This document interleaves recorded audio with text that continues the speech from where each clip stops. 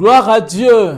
Nous sommes au dernier jour de la première semaine du mois d'action de grâce. Le thème de ce jour, c'est Dieu de provision. Philippiens chapitre 4, verset 19. Et mon Dieu pourvoira à tous vos besoins selon sa richesse avec gloire en Jésus-Christ. Alléluia. Le Dieu tout suffisant, tout puissant, celui à qui rien ne manque. Il dit pourvoira à tous nos besoins. Il faut que tu lui rendes grâce pour ce qu'il a déjà fait et pour ce qu'il va continuer à faire. Concernant sa providence divine, concernant ses actions dans ta vie. Tu vas faire cette déclaration avec moi. En 2026, le manque ne sera pas ma portion. Alléluia. Je vivrai dans l'abondance du ciel. Fais ces déclarations, prie en fonction de cela.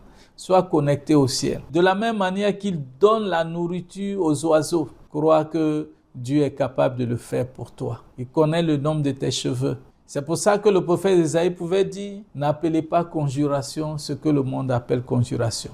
Ne regarde pas ta réalité, connecte-toi à la réalité du ciel et Dieu agira. Parce que le Seigneur dit toujours, il te sera fait selon ta foi. Par cette déclaration, commence à croire, commence à bénir l'Éternel pour ce qu'il a fait et pour ce qu'il fera en 2026 pour toi. Et comme acte, pour ce dernier jour, fais une offrande de gratitude personnelle. Ça peut être la louange.